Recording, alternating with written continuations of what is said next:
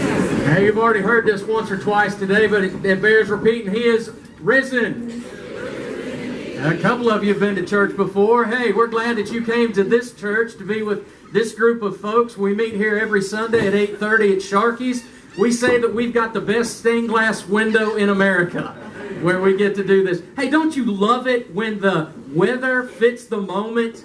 Like when you're getting married, you want a sunny day, not like what we had at my wedding. We had thunderstorms and tornado warnings and stuff like that. It's good to celebrate an Easter with a sunrise and just beautiful cloudless skies and an energy from the crowd. Thank you for being here. I guess Happy April Fool's Day is also in order. I don't know if that's what you say, Happy April Fool's Day or whatever.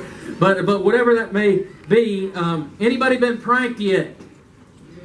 Okay. I got Riley good this morning.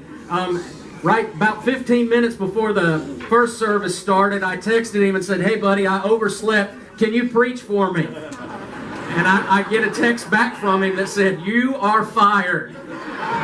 So I had to hurry up and get in here so that he wouldn't just quit, pack up his guitar, and take off on me. And then the fool's joke would have been on me.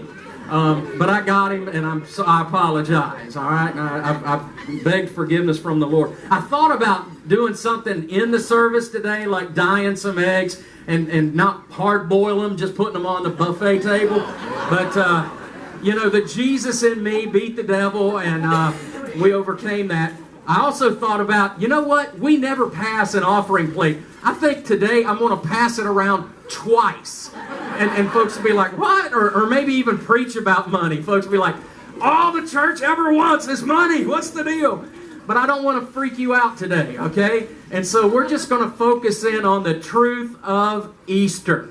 The truth of Easter and focus on the Easter side of things. But you got to admit, okay? You got to admit it's really weird for Easter and April Fool's Day to happen on the same day. I mean, are we experiencing this great victory, or is this some kind of cruel joke or prank, right? That happens today. Made me think, what other holidays just wouldn't go together? How about Halloween and Christmas? You know, is it all about Satan or is it all about Jesus? If those two came together, that would be just weird. Or how about this one? President's Day and Thanksgiving. Oh, how weird would that be? Especially in this day and time, right?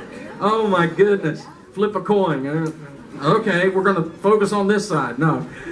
Reminds me of the little kid who was in Sunday school, and the teacher was wondering what the kids knew about Easter. And so some of the kids were like, "Oh, I know." And so she called on one, and the little boy said, "Well, I know Easter is all about Jesus." And she was like, "That's correct."